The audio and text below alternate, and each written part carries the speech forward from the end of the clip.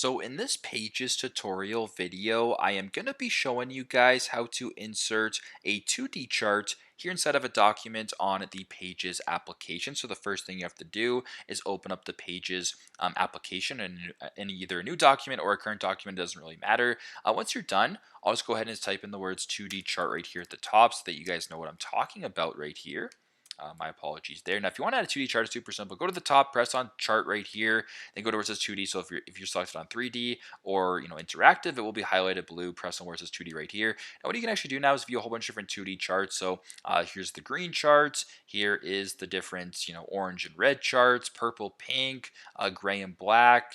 Colorful charts, whatever the case may be. It is completely up to you. So let's go here and just add the 2D chart right here of how about this chart right here? This one looks pretty fun.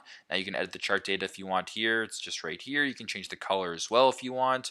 You can change here on the right hand side, you can change the chart colors. You can make it, these colors, whatever the case may be. You can change it to different textures, whatever the case may be. It is completely up to you. So super simple, super straightforward. But this is how to insert a 2D chart here inside of a document on the Pages application.